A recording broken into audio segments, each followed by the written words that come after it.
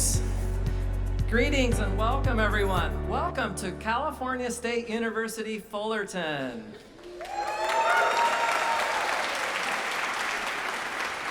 My name is Scott Annan, and I'm a mathematics professor here at Fullerton and co-director of the 2023 Southern California Conference for Undergraduate Research. At the risk of dating myself, it was exactly 20 years ago that I brought a research student of my very own to SCCUR for the first time. It was an exciting moment, and trips to SCCUR conferences have never gotten old. We are very happy and proud to have you all here today, and after nearly a decade of recovering from hosting this conference in 2014 here in Fullerton, we are now honored and ready to host the event again on our campus for the second time. Undergraduate participation in high-impact practices, such as research, discovery, and creative activities, is perfectly aligned with the mission of Cal State Fullerton. Our campus cultivates lifelong habits of scholarly inquiry, creative thinking, dynamic inclusivity, and social responsibility. And we embolden Cal State Fullerton's Titans to become intellectual, community, and economic leaders who shape the future.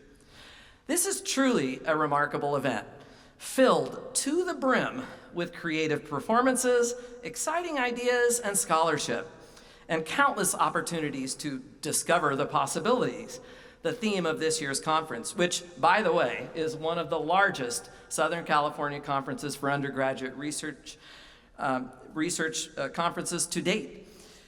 By the end of today's conference, this campus will have hosted close to 600 student presentations delivered by nearly 1,000 students from more than 70 different institutions from coast to coast.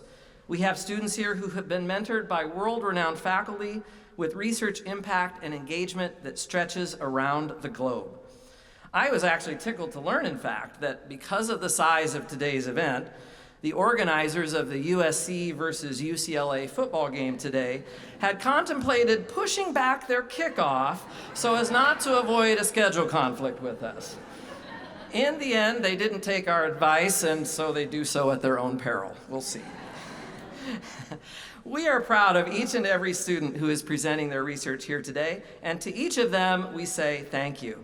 Thank you for modeling how to discover the possibilities as only you can. I also want to be sure to recognize the many faculty mentors who are here today. You have given much of yourselves to the betterment of the students you have mentored, as well as to our society at large. Thank you for encouraging your students to share their projects here today. I would also like to underscore that today's conference would simply not be possible without the help of hundreds of individuals. We have dozens and dozens of Cal State Fullerton students who are volunteering their time and talents, helping you with registration, directions, food, technology, and much more. We have also had abstract reviewers who have labored over those 600 or so abstracts for this conference. There are the moderators of today's oral sessions who are helping to keep those sessions flowing smoothly.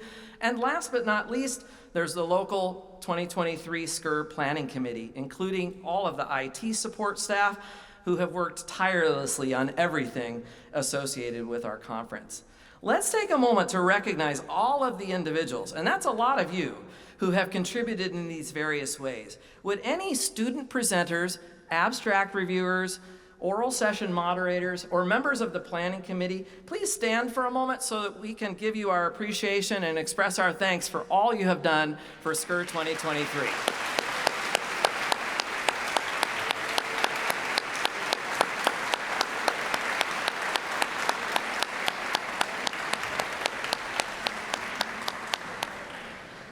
I would also like to take a moment to express our gratitude to the Board of Directors for SCCUR for its support and advice in putting together today's program. Many members of the board are here today. They're seated down in the front row here, and I would like to take a moment to recognize them. Would the members of the Board of Directors for this conference please stand and express our appreciation for your work in helping make this conference a success?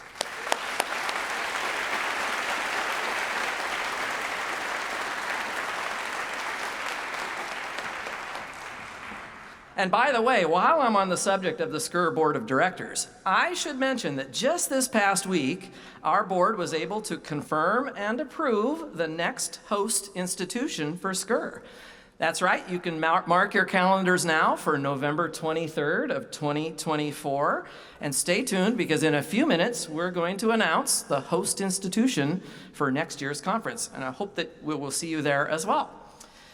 At this time, I want to introduce my very good friend and co-director of this event. He's a wonderful mentor who has shepherded copious groups of his own students to present their work at SCCUR over the years. I also found out he happens to be celebrating a birthday today, so we have to be extra nice to him. An extra shout out to Dr. Sajil James, Associate Professor of Mechanical Engineering. Come on up, Dr. James.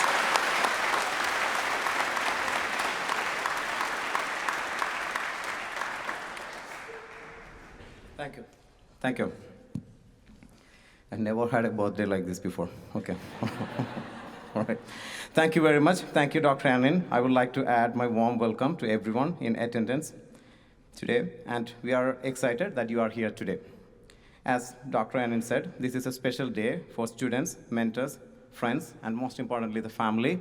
I'm so happy to see the family and your excitement for your children here. All of you deserves credit, and this is really terrific work that's on display today. That's really great. There will be many opportunities for you to take your experiences here today and grow from them. And I would like to take a moment to mention just one of them. So for many years, Southern California Conference for Undergraduate Research, SCCUR, has been a close partner with the Council on Undergraduate Research in Washington, D.C. This council's commitment to undergraduate research manifests itself in a national conference for undergraduate research, the NCUR. And this upcoming year, in 2024, the conference will be finding its way in our local area.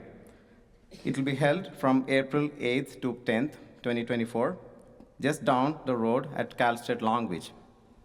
I want to take this opportunity to encourage those who are presenting your research today to give serious consideration to taking your research to NCUR in 2024. And as an added motivation, I will point out that any conference abstract that was accepted by today's SCCUR conference will receive automatic acceptance into the NCUR 2024 conference too. So one important note, the deadline for the abstracts for the NCUR conference is coming up pretty soon on December the 8th, but I encourage you to apply and submit your abstract. This morning, we have already had the opportunity to hear and see dozens of research projects in oral presentations and posters, and we are just getting started. This afternoon, we will have 2 more poster sessions and 1 more oral session. And I should mention that some of the students are also going to get lucky. Get lucky? Okay, they are going to get lucky to win some prizes. Okay, we are so happy. We have several of the prizes, including, I'm going to list few prizes here. Maybe you're excited. Including, the prizes includes waterproof portable Bluetooth speakers. We have Bluetooth wireless AirPods and Beats Studio noise canceling earbuds. Okay, all right. Following the last poster session, we will have a brief reception in the TSU pavilions, and you don't want to miss that. Even if you miss everything else, don't miss that. We will spin the wheel of names. We'll give out the awesome prizes, but only one condition: you have to be physically present there to receive the prizes. Okay. All right. I know it's the weekend before Thanksgiving, so we really appreciate you being here. At this time, I would like to invite the president of Southern California Conference for Undergraduate Research to come to the podium to make a few welcoming remarks. He happens to be a Fullerton Titan himself, a professor of civil and environmental engineering and the associate vice president for research and sponsored projects. Please welcome Dr. Binod Tiwari to the stage.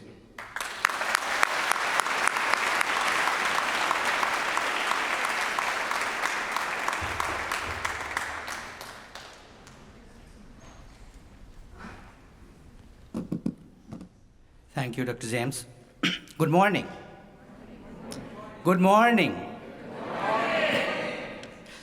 On behalf of the Southern California Conference for Undergraduate Research Board of Directors, I'd also like to welcome you to the 2023 Southern California Conference for Undergraduate Research here at Cal State Fullerton, and thank all our students and their mentors for their hard work in submitting their abstracts and presenting today, either at the poster or the oral sessions.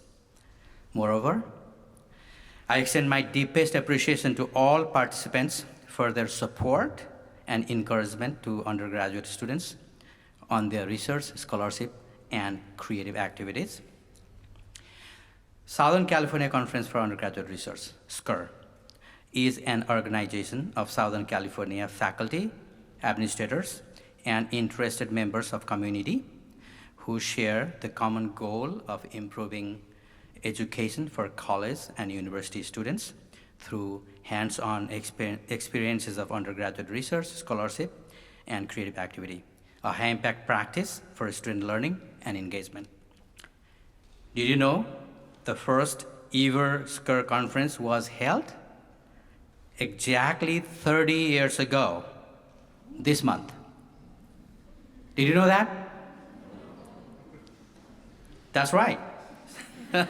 SCCUR was born when a group of educators in the greater Los Angeles area got together and organized this conference at Caltech back in 1993.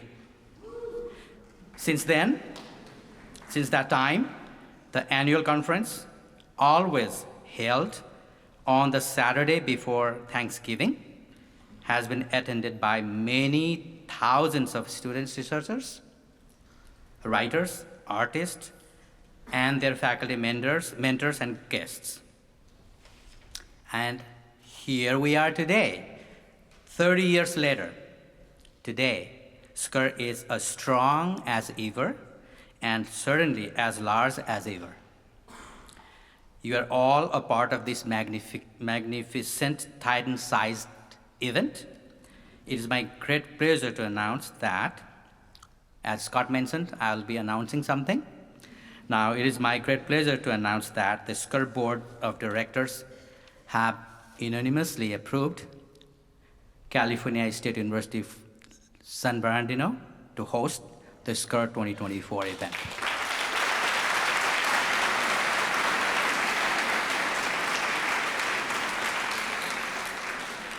The SCCUR Board offers its sincere thanks to California State University Fullerton's leadership, specifically President Sylvia Alba and Provost Amir Dabirian, for hosting this year's conference. Special thanks go to Professor Scott Anin and Professor Sajil James, co-directors of this year's SCCUR conference, and to all of the CSUF's staff, students, faculty, and administrator colleagues who have supported the creation of this wonderful event. Discover the possibilities. So please enjoy the conference session today. There are few oral sessions and poster sessions left. They represent the achievements of many of the country's best and most highly motivated students. Thank you, and thank you for being here today.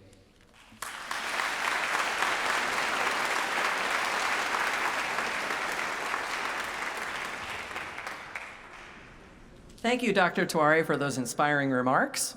As a fellow member of the Board of Directors, along with Dr. Tuare, I have seen members come and go from the board through the years, but I want to take a moment right now to shine the spotlight on one of the board's founding members, who is no longer with us. Dr. Bill Whitney served as the treasurer of the board for many years. His was a generous spirit, and no one was a bigger champion of undergraduate research than Bill. A few years ago, Bill Whitney passed away, but in his honor, the SCCUR board recently named the Whitney Travel Award as a funding source to support undergraduate students to attend the National Conference on Undergraduate Research. And I'm pleased to announce that in 2023, we have chosen the first scholarship recipient of what I hope will be a long and growing roster of award winners. The inaugural recipient of the Whitney Travel Award is an author and an English student at Los Angeles City College who aspires to earn a PhD and become an English professor focused on digital humanities, feminist theory, and British and American modernism. She recently used the Whitney Travel Award to attend the NCUR conference, and I am so pleased to tell you that she is here today with us. This afternoon, she will be giving an oral talk titled Women's Writing is Risky and Forecasting Dangers in a Room of One's Own. I asked her if she would come to the stage and say just a little bit of a few words, and also to receive a recognition from the board, essentially, for being the first recipient of the Whitney Travel Award. Star Swanson, could you, along with Sarah Dunn, please join me up on the stage?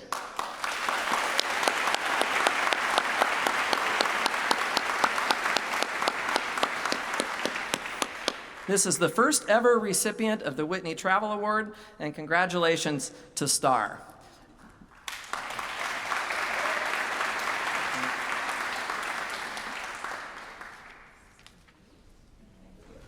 Do you want to say a few words? Absolutely. Good morning. I just want to take a quick moment I want to start off by thanking everyone who volunteers their time to this conference for giving me this opportunity. Can we give them a quick round of applause?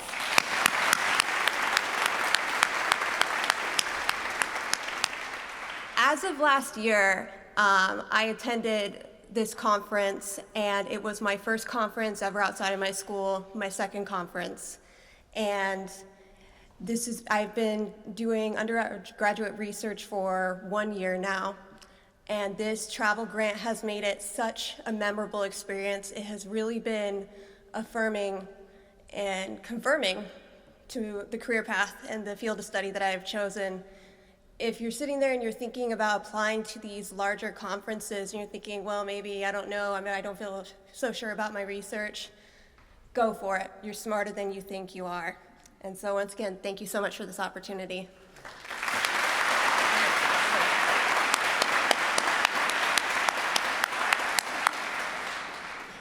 Thank you, Star, for being a role model. The Board of Directors for SCCUR is really excited about this inaugural opportunity to support students in undergraduate research and really disseminating that information out at conferences.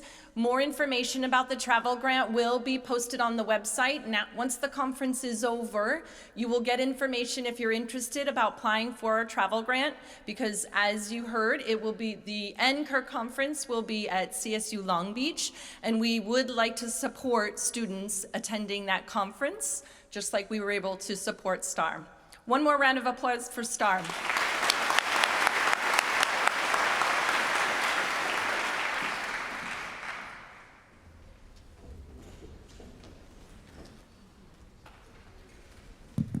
Thank you, Star, for sharing your story, and that's very inspiring.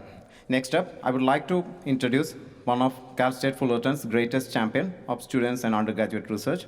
Dr. Amir Dabirian is a two-time alumnus of this university, earning both bachelor's and master's degrees here. He has served the campus for nearly 40 years, and he was appointed as the provost and vice president for academic affairs just this past spring.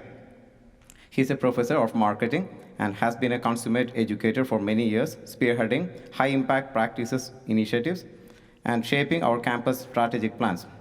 He has worn many hats throughout his tenure in Fullerton and has left an indelible mark throughout every corner of this university.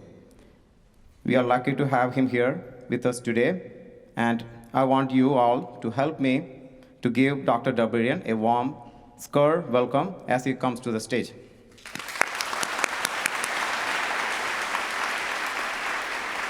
Thank you, Dr. James. Good morning, everyone. On behalf of Cal State Fullerton family and President Dr. Sylvia Alba, I would like to welcome everyone to this year's Southern California Conference for Undergraduate Research here at Cal State Fullerton. President Alba could not be with us today. She had a prior commitment. However, she sent her warm greeting to all of you. We are happy to be the host at the SCCUR 2023 at our beautiful campus. Please go around and see the campus while you're here. 9 years after previous record-breaking SCCUR event in 2014, I've been told there are nearly 1,500, over 1,500 students, faculty, community leaders, and families are gathered this year's event to witness the hard working of our undergraduate students through over 600 student projects and presentations. Another record high attendance for our event in this history. Let's give the board and everybody a hand, please.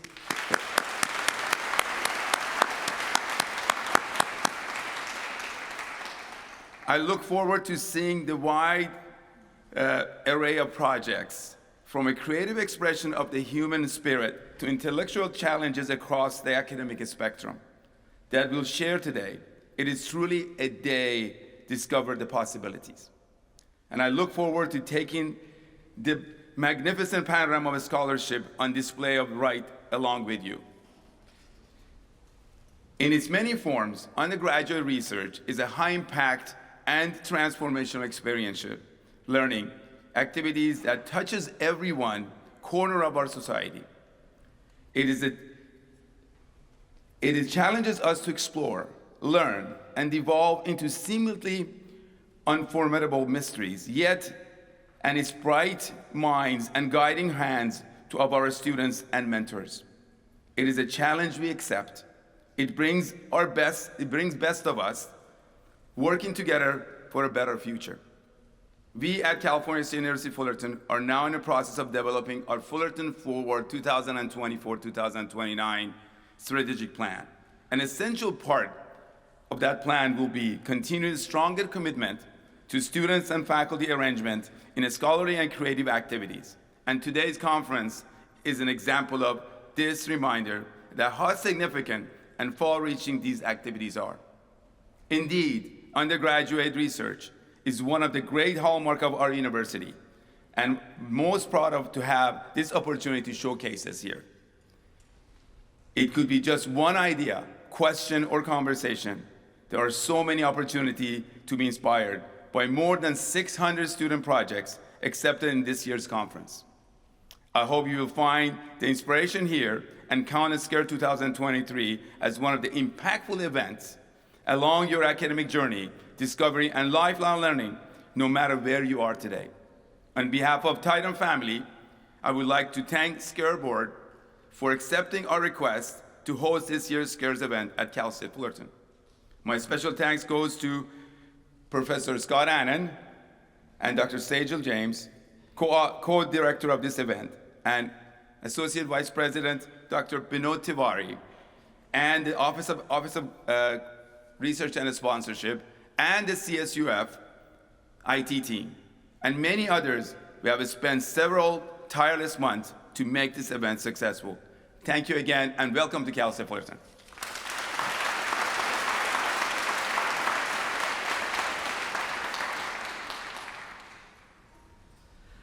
Thank you, Dr. Dabirian, for being here today and for sharing in this marvelous celebration of undergraduate research. At this time, I have the distinct pleasure of introducing our keynote speaker. Here in the Meng Concert Hall, which is affectionately known as the Meng, our keynote speaker is right at home. It's the perfect venue for a professor of theater and dance. In fact, this year's SCCUR conference owes a lot to the College of the Arts, and we are grateful for the opportunity to showcase one of the premier spaces on our campus right here in this college. And also to be able to showcase one of our most accomplished faculty members along with some of her students. But Lisa Long is no ordinary faculty member. She's a choreographer, a dancer, and even a licensed massage therapist, along with being an educator, of course. Lisa passionately shares her gifts with countless students here in Fullerton and around the world. She is an expert on anatomy and kinesiology of dancers, composition and theory and critique. And she champions educational values that offer the highest respect to diversity. Lisa's award-winning choreography has been produced in a whole host of venues, both national and international, and she is an active and energetic researcher whose work centers on the effects of mindfulness practices utilized by college dancers. And I think she's going to share a little bit of that with us today. Lisa has said, by creating an environment of awareness, deep listening, and respect, I seek to empower each student with the courage to embark upon their personal journey, wherever that may lead. I can hardly think of a more fitting objective for an academic and research-driven venue such as SCCUR. And so with that, it is my great pleasure to present to you today's SCCUR 2023 keynote speaker, educator, and inspirer extraordinaire, a most beloved member of our Cal State Titan family, Dr. Lisa Long.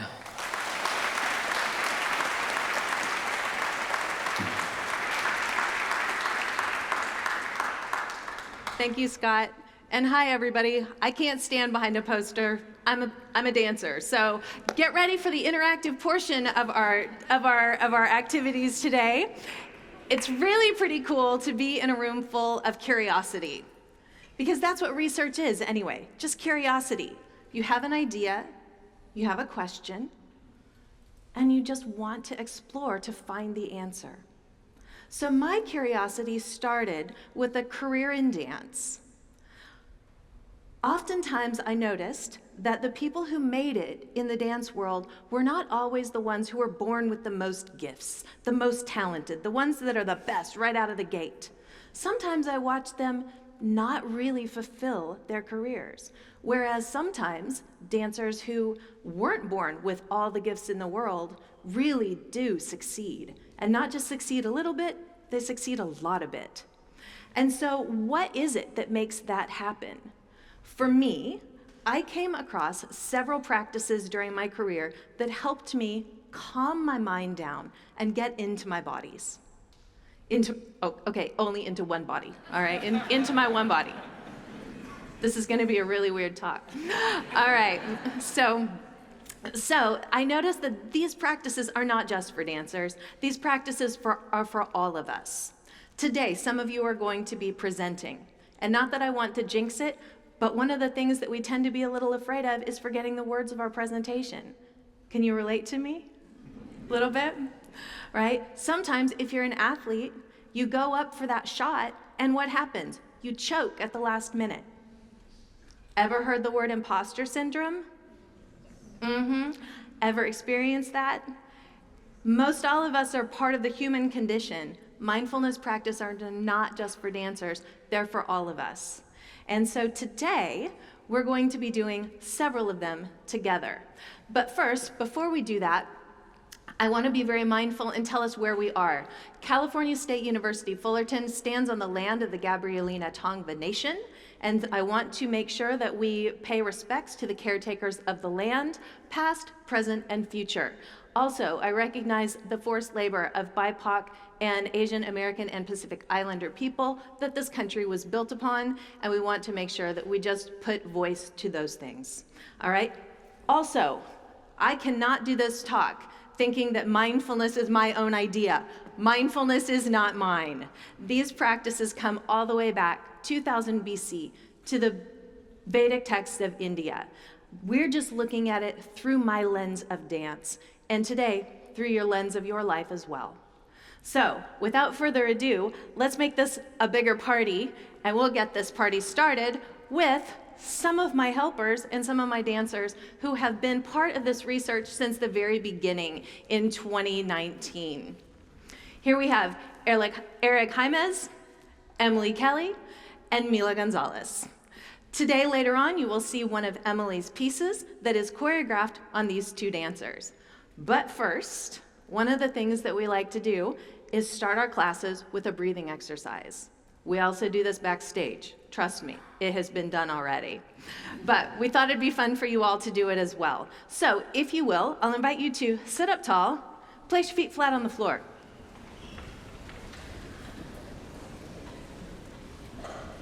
All right, we're going to do a breathing exercise that basically takes 3 breaths. We start with a 4-count inhale, and then we have a 6-count exhale. Maybe you've noticed that if somebody is ever in a state of anxiety, one of the first things we say to them is, take a deep breath.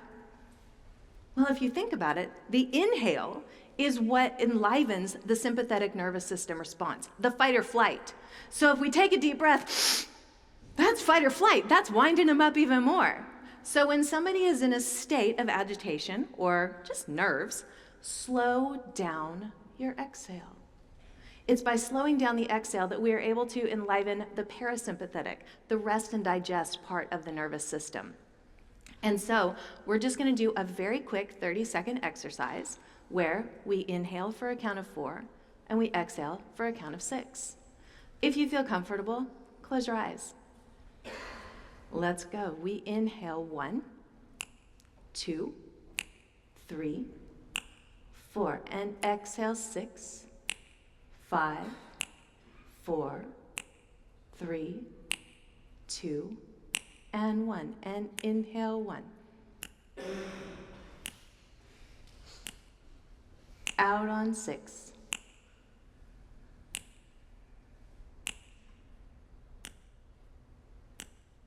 And on your own.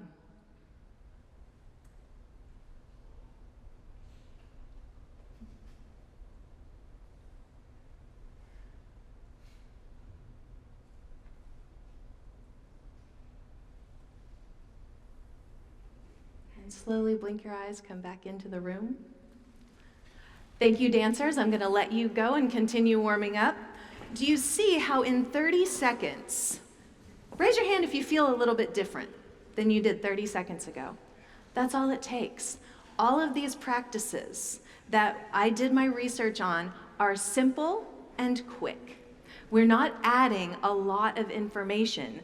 We're just using very explicit information in small chunks to make a tremendous difference. The title of my research is Mindful Rigor. Oftentimes when we think of mindfulness, it's a little bit purple, a little bit hippie, right? So we see that. Mindful rigor is the ability to get one's mind stopping the spinning, stopping the this feeling into one's body so that you can actually work harder and longer to achieve your goals. So it's a very much two-sided component. The mindfulness, yes, but also because the mindfulness, when it's there, allows us to dance harder, longer, and more with more intelligence. Because when the mind is quiet, we can find the answers for which we're looking. So, what is mindfulness? Mindfulness is we hear it all the time. It's a buzzword. Mindfulness for babies, mindfulness for moms, mindfulness for families, mindfulness for athletes, mindfulness for business, mindfulness for everything, right? But what really is it? So mindfulness is a non-judgmental awareness of the body, the mind, the feelings, and for our purposes here in an academic environment, our communal consciousness. So mindfulness of the body, that's our breathing exercise that we just did. Did you become a little bit more mindful of your body? Mindfulness of our mind, we're going to get to later when we go through a self-talk tracker. Mindfulness of our feelings, we see that manifest in our students. The ability to know how you feel. Am I feeling agitated? Am I feeling joyful? Am I feeling angry? Am I feeling delighted? Just the awareness of those feelings is going to help us process them much better. And the last component is mindfulness of our community consciousness. Have you ever walked in a room and the vibe is off? That's communal awareness. Have you ever walked into a room and knew that it was your vibe that could throw the room off? Yeah, that can happen too. Or your vibe that can bring the room up. Are you sometimes the person that walks in and makes that difference, makes that change to make your community a better place? That's all part of mindfulness. There we go. So when I started to look at this, I formed a thesis. Would implementing 4 explicit mindfulness practices into a dance classroom increase dancers' physical, mental, and emotional awareness?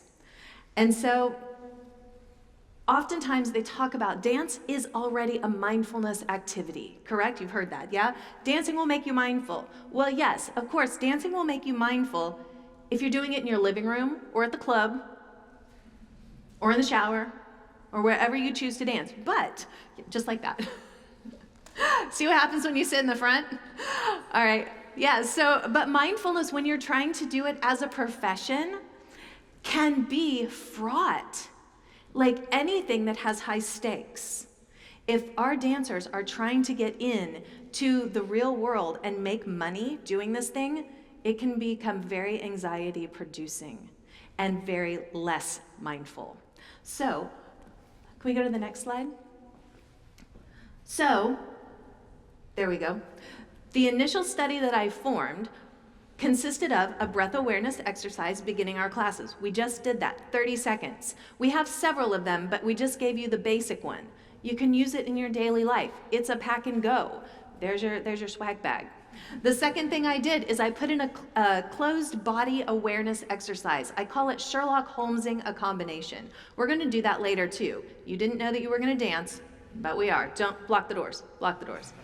All right, so we'll do a closed eye awareness. Also, we do a self-talk tracker, which I will also invite you to do today. And the final thing is a final Shavasana, and we'll do a mini version of that. Great. And so when I went out, I asked Google, what's out there about dance and mindfulness? And Google said, yeah, dance is a mindfulness practice. But wait, let me show you the slide first. After we did this, in 2019, I just did these exercises without any kind of hard data. I did these exercises and I asked the dancers to journal about them. These are some of the responses that I got from the journals.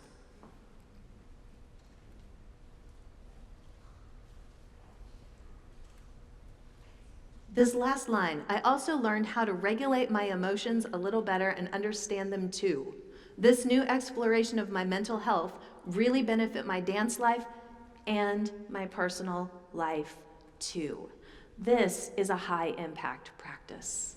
This is how we take what we're learning here in college environment and really take it out into the world and make the world a better place. Can you imagine? Just in this, now this is a little this. Can you imagine if people were more mindful on the daily? What if people were more aware of how their emotions are influencing the community?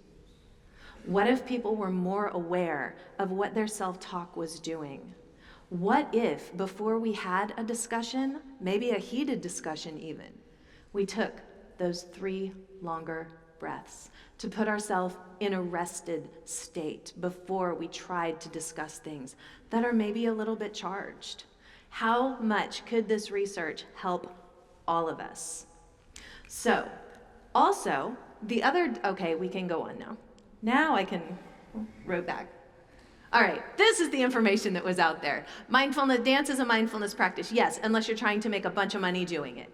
All right, second part is they said, yes, adding yoga classes to dancers' schedules is gonna be great. It's gonna increase their mindfulness dramatically. Who in the world has the time? My dancers are here from 9 in the morning until 10 at night. When are they gonna put a yoga class in there? They're also students, and what are they gonna pay for it with? I do not know this. So instead of having them go outside, we brought it to them. We packaged it and put it within our classes. Great. And so right here, there was also, Google said, there's already a questionnaire that's been proven. It's called the 5-Facet Mindfulness Questionnaire by Ruth Baer and her associates.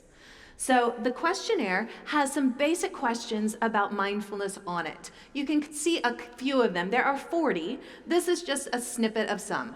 I'm easily distracted. It's hard for me to find the words to describe what I'm thinking. I notice how foods and drinks affect my thought, bodily sensations, and emotions. I feel like that should be at the front of every drive-through, right? Every fast food restaurant should have that right before you go into the drive-through. How is this gonna affect me? I don't know. All right, so I had my students take this questionnaire, but then I built on and made one specifically for dance, because I wanted to be able to quantify that these practices work.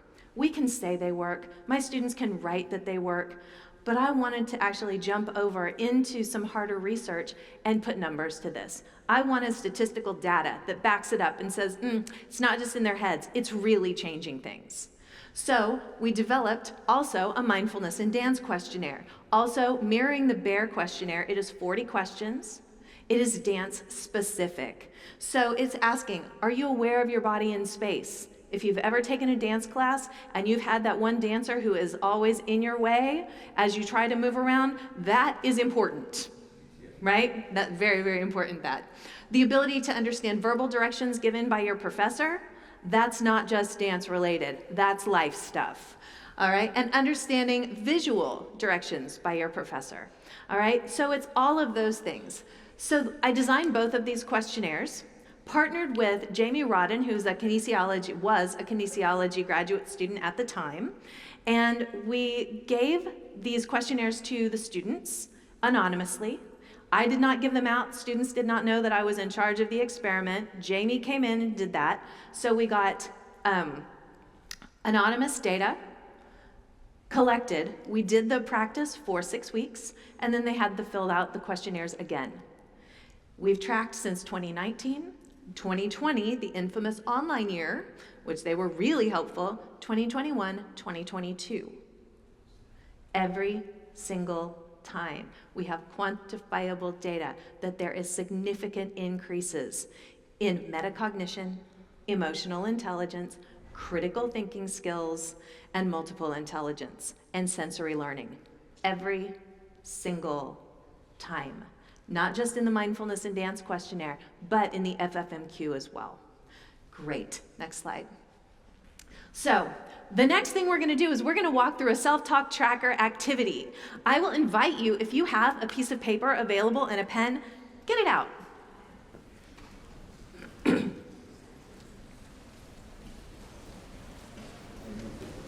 You could do it on your phone, on a notebook, it's fine. You can put it in your notes. This is the one time you can take your phone out. All right, so a self-talk tracker is not cognitive behavioral therapy. Those are some different letters behind their name. I don't have those, right? I'm not a psychologist. So a self-talk tracker is basically a list of how do we be non-judgmentally aware of the thoughts going through our bodies, the thoughts running through our minds. So to give you an example of what non-judgmental awareness is, I'm gonna take us on to the 405 at rush hour. I know, we know, right? It's bad. So here I am on the 405. I'm driving. There's an incident on the other side of the highway. For the sake of this presentation, nobody is hurt. It's just an incident. All right? So I'm driving. I see the incident. I'm like, oh, what's that over there? Oh, I hope nobody's hurt. What's going on? Oh, it's awfully slow. Oh, heck. This is bad. My progress has been impeded. I'm not helping the people behind me. I'm stopping the flow for the people behind me, for myself, and I'm causing a lot of issues because I'm stuck in this one thought concerned with that incident over there. Where what we would love to happen is non-judgmental awareness. I'm driving down the 405, there's an incident over there. I see, oh, there's an incident. Peace, I hope everything is good. Moving right along, look, I'm back on track. And I'm not stuck in that thought. So oftentimes we'll have a thought. Maybe it's a good thought. I'm a rock star, I'm a rock star, I'm a rock star, I'm a rock star. And then I'm not paying attention. Maybe you'll have a thought. I'm too this, I'm too that. I'm not enough this, I'm not enough that. That person's this, I'm not that person. That person's this. And we have this mental clutter. And so what I'm gonna ask you to do is on your paper or on your phones, create 2 columns. The first column is helpful thoughts. The second column is challenging thoughts. And for the rest of the day, this is kind of fun because you're presenting today. And so you're probably in a bit more of a charged environment than you are on the daily. Go ahead and put down a little hash mark every time you notice one of those thoughts that goes through your head, whether it's, I got this, or I'm too this, I'm too that. Keeping track of what our mind is doing is simply allowing you to see what your habitual thoughts are. And are they helping you or are they challenging you? Again, it's not cognitive behavioral therapy. I'm not asking you to change it. But oftentimes we know that one of the first steps to actual change is knowing what the issues are in the first place. And so I invite you throughout the day, right now, what was your first thought when you woke up? Was it helpful or was it challenging? What was your thought as you were driving here? Was it helpful? Is it challenging? If you're presenting today, when I say presentation, ready, set, go, what is your thought? Is it helpful or is it challenging? So keep that in mind, keep that with you, and see what your roadmap looks like. That's really all you're doing, is you're creating a roadmap to give you non-judgmental awareness of your thoughts. One component of mindfulness. Great. Okay, next slide. Oh, so now I'm going to invite my dancers back out. Here comes the fun part. All right, so now we're going to dance a little bit, but you can do it seated, and it's only with your hands, so it's pretty low stakes. All right? So we're going to learn a combination, and then we're going to do a metacognition exercise, an exercise that allows us to know what we know and what we don't know. Because oftentimes, if you don't know something, your mind gets in this blurry situation, and in that situation, you're actually stopping the blood flow to your brain. When you're stopping the blood flow to your brain, you're actually slowing down your process of figuring things out, your critical thinking response. So we're going to try to hack through that by doing what I call a Sherlock Holmes exercise. Sherlock Holmes was not all wound up about this. He was just looking at the clues, trying to solve the mystery. So we're just going to non-judgmentally look for the clues and solve the mystery of this very short combination. So, do with me if you will, everybody. We're going to use our hands. We're going to push our hands out on 1. Pull them back on 2. Cross them on 3. Open on 4. Punch on 5. We're going to walk it back on and 6. And 6. You're going to cover your eyes on 7. And on 8, you're going to give me a pose. Think about your pose. Make it good. Let's do it. All right, so next slide. Here's what we're going to do. We're going to do it one more time with me and the dancers. Here we go. We're going to take it out on 1, pull it back on 2, cross on 3, open 4, punch on 5, walk it back, close your eyes, and pose. All right, so now what I want you to do is I want you to close your eyes, go through it. If you feel comfortable, close your eyes, go through it with your eyes closed, and see if you know it. If you know it, fantastic, you're a rock star. If you don't know it, see if you can find the gap.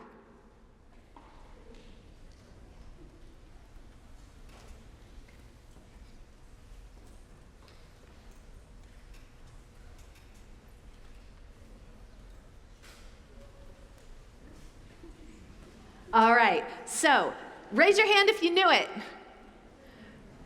Oh, that's actually good. Now raise your hand if you didn't know it.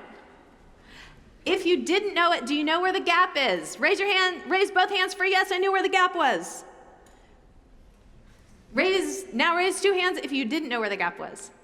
Okay, but some of y'all did. And that's the point of this. I'm going to let my dancers stay here. They're going to continue warming up on stage so you can see some of the other mindfulness practices physically that we've done throughout the years. So this is definitely one of them. This is what I look like backstage before I came on, is the ability to take, really honestly, to take your center down to the floor. Oh, it's so calming. I don't know if you can do this where you're seated, but it really does. This is a great exercise to do before you present, all right? There's just something about getting your divine center close to the divine center of the ground. It works. It will calm you right down. Trust me, try it, all right? So today, if I walk through the conference and I see a bunch of folks looking like this, I'll know you listened, all right? So they're going to continue warming up, and I'm going to continue telling you about the research with the next slide.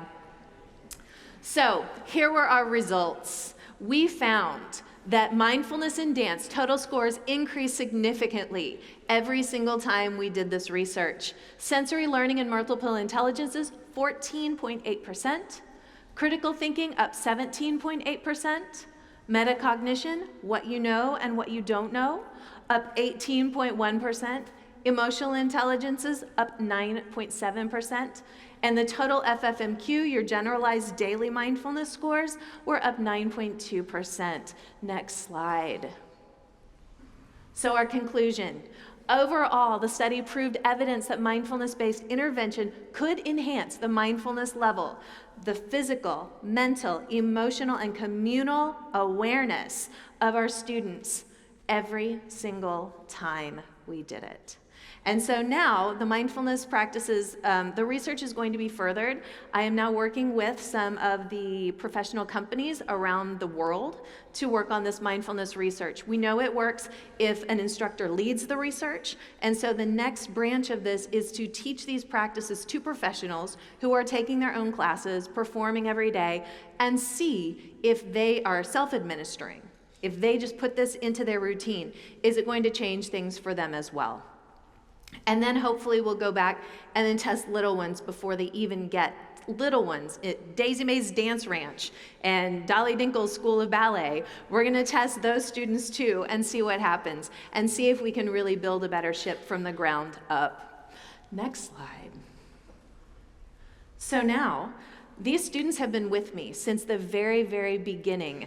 They were my students who were at COVID, in home, dancing in their living room in a space about this big, and they have been doing these mindfulness practices for all 4 years of their college career now.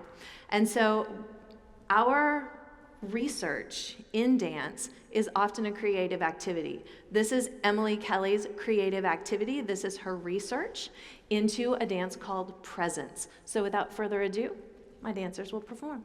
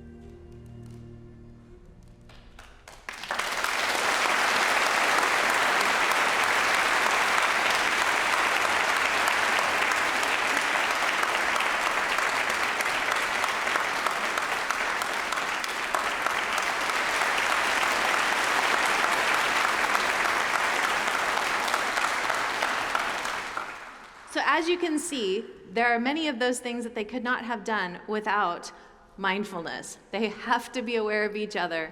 They have to breathe. Yeah, there's no option there. And so the final thing that we add is if you would all like to just take a Shavasana.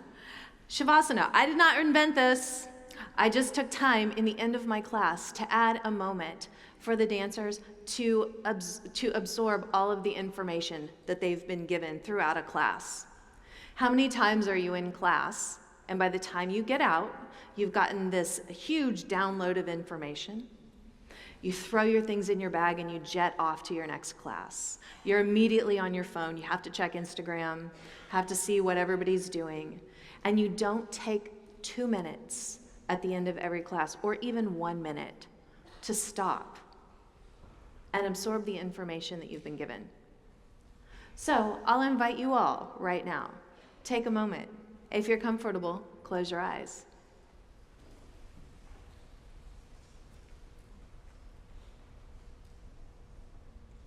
What kind of information have you been given since the beginning of this conference today, since 8 o'clock?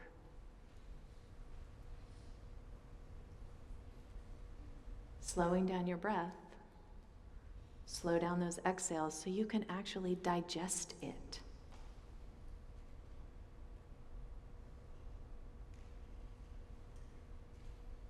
Can you be aware of how the air in the room feels? How it feels to be seated in the chair that you're in?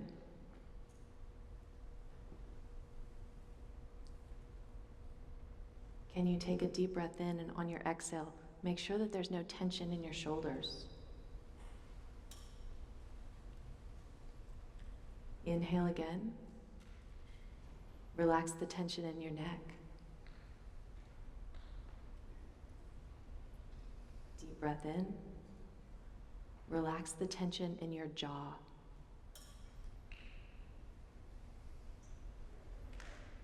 With your next breath, relax the tension in your forehead.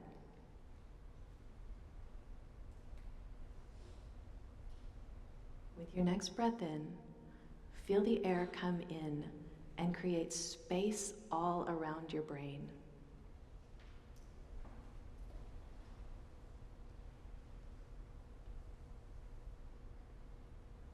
Deep breath in.